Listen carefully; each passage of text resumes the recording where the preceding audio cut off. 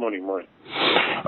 First of all, let's commiserate with you on this is our first time of talking to you on CRBC since the NSAS issue that was hijacked by brigands, and let's commiserate with you on the vandalization of your property and your father's property. We like to say we're very sorry that it happened. It shouldn't have happened, and we pray that it never happens again. Amen. Okay, so we just played a soundbite of an interview that you had, and in the interview, people were talking to you about the NSAS movement, this new protest that wanted to come out. Actually, since then it came out. A few of them were picked up, with one entertainer, Mr. Macaroni, and a few others.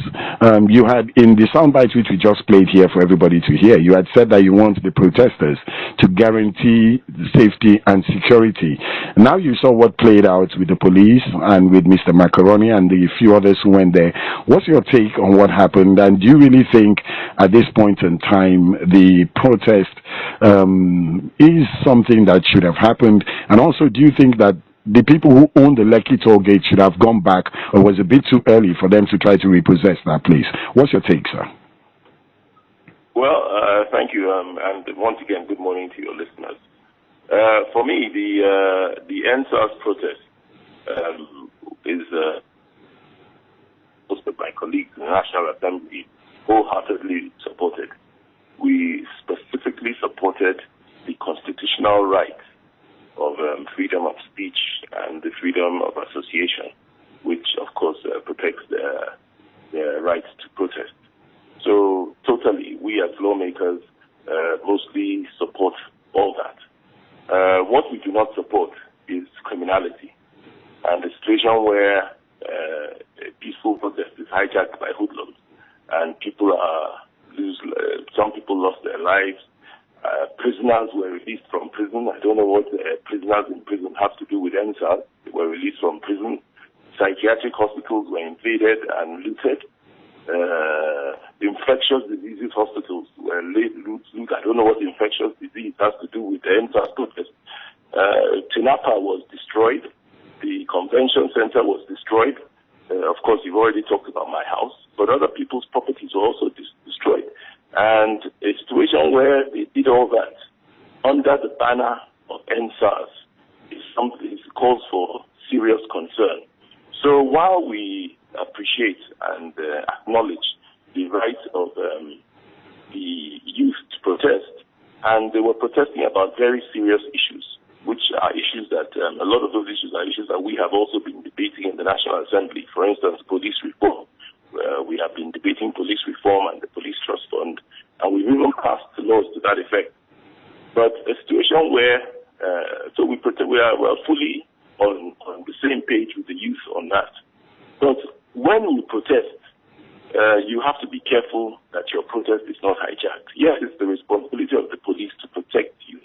But when you say you have applied to police to say, come and protect me, and police says, look, I'm not sure that on that day, on Friday, Saturday, Sunday, we cannot protect you on that day. Let's think of another day.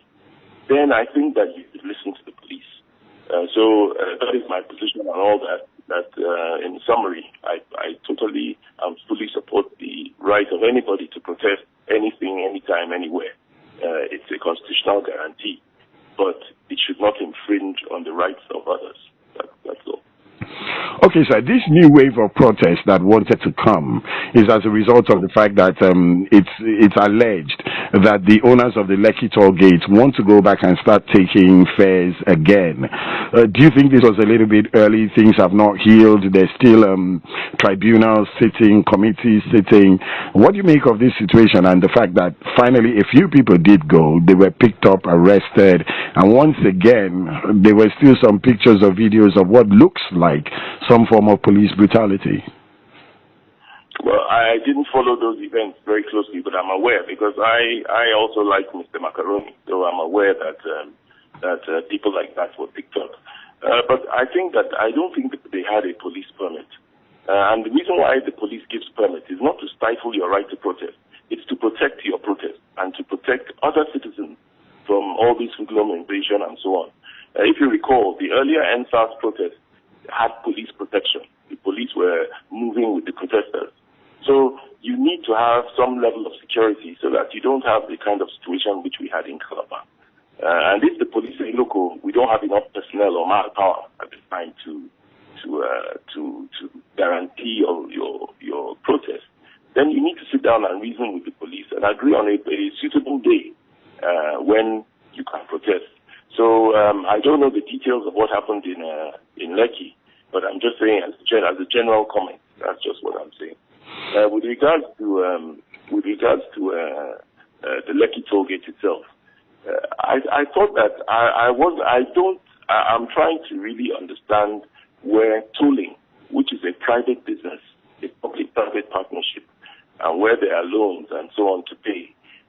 You recall that the Lekki toll gate is already in use. They are using it. It's just that after October, they stopped charging tolls. So what are we protesting? Are we protesting the use of Lekki toll gate or the tolling of Lekki toll gate? In which case that becomes two separate issues. People have been protesting about the tolling of Lekki toll gate for a long time. In fact, at one point they were talking about alternative routes. Because in all concessioning, when you concession, you must give alternative routes. And that was an ongoing protest which has been on since construction of the Lekki toll gate. That is a separate issue from the NSAS protesters who are talking about what happened at the Lekki toll gate. So we need to be clear about, so we don't misunderstand what was being protested on Saturday. Okay, sir. Let's quickly come back to Calabar. There's the issue of security in our country. It's a very dire situation right now. But since the advent of Operation Akpaku, there seems to have been a restoration of some form of calm in Calabar and Cross River. Your colleague, Senator Ode, rose up on the floor of the Senate to say that maybe Nigeria should come and take the Cross River model of Operation Akpaku and put it in place in the country. What's your impression about the way Senator Benayade has managed the security situation?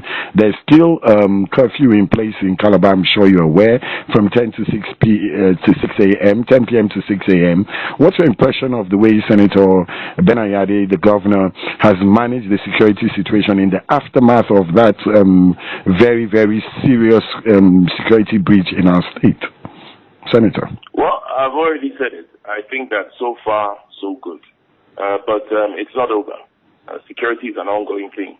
And while I commend the governor and his cabinet and his lieutenant for having focused on this security issue in a way in which has brought some successes, the security issue, by the way, also includes the swearing in of the Chief Judge of the state, Justice Akoni Peme, because you need to have a proper judiciary in place in order to prosecute criminals and so on. So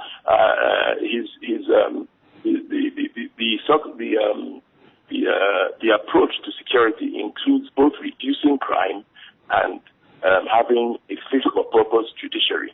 So I have to commend the state government for that. And that's why I say that all of us should join hands with the state government, encourage them to do more, because security is an ongoing thing. But so far, the successes since the October matter, I must commend the state government. Okay, distinguished Senator, we had in the studio here, let's talk a little bit of politics now, because that was one of the questions you fielded in the soundbite that we played.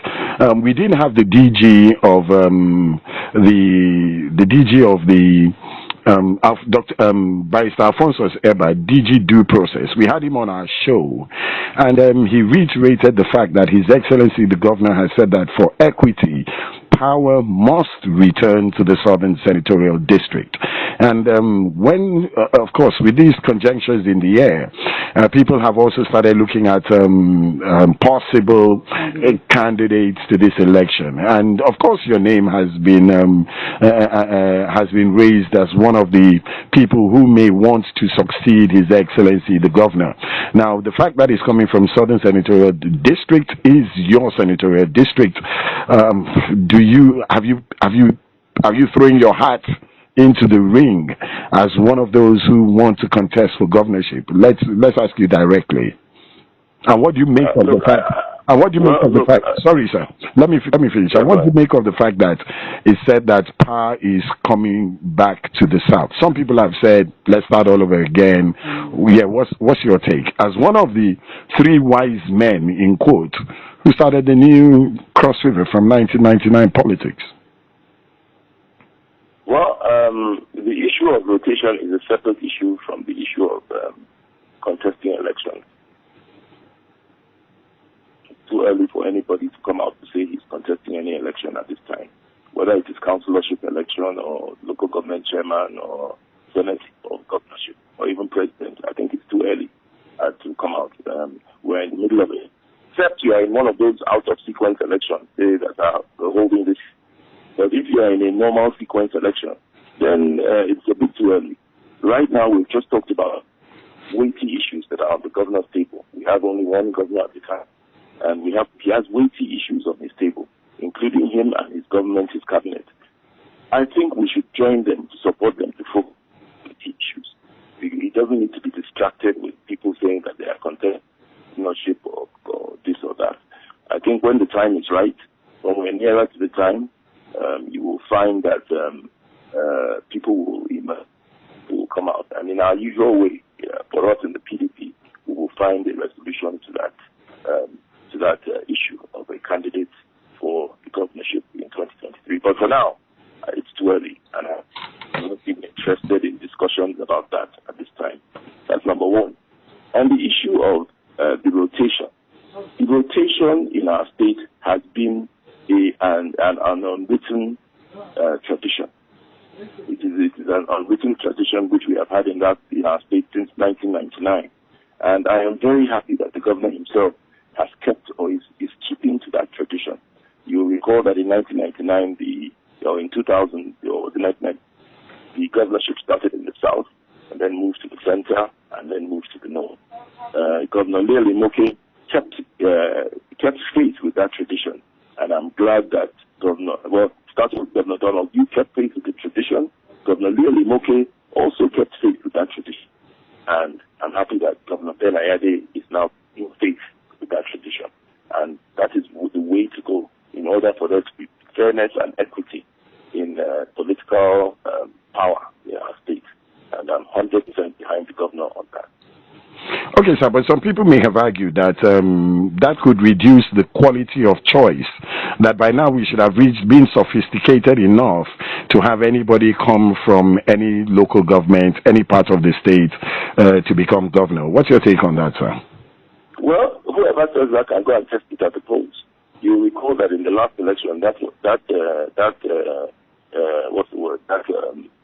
proposition was tested at the polls, and it collapsed. So clearly, the people of Cross River State are fully in support of the rotation, because when in situations where people have tried to run out of sequence, they have not been able to succeed. And so we are not just talking for ourselves, we're talking on behalf of the people of Cross River State. And clearly, the people of Cross River State are fully lockstep in line with that rotation. And that's why you see that in successive elections, it is people from particular senatorial districts that have been able to succeed. But anybody that wants to test it can go and test it and see for themselves. Okay, sir. Finally, before we let you go, we know you've got to go. Of course, we can't end this interview without asking this question. You've said some very nice things about His Excellency the Governor, but in social media, public spaces, a lot of people have been making insinuations that there is a lot of aggravation between the National Assembly and the state government. What's your position on this as the leader of the National Assembly caucus, the Cross River State National Assembly caucus? What word would you have to say about the relationship between the National Assembly and His Excellency the Governor and the executive in Cross River State, sir? There's absolutely no problem between the National Assembly caucus, members of the National Assembly caucus, the leadership of the National Assembly caucus, the National Assembly caucus in any way, shape, or form. There's absolutely no problem between us and the governor, none whatsoever. Where we may have disagreements may have been with some of the governor's advisors and lieutenants. But with the governor, we have no disagreement. And disagreement is not personal to them, but it is to some of the advice that they have been giving. We believe that some of the advice is not in line with the party constitution, and we have said that, we have discussed it with the governor, and a lot of those issues have been resolved. So there's no problem between us and His Excellency. Okay, sir. Thank you very much for talking to us, and we hope that once you get into Cross River State, you'd come into the rebranded CRBC and come into the TV studios, and we'll have a full interview with you and in the radio studios as well. Okay, then. Thank you very much, and thank you, listeners. Have a wonderful day.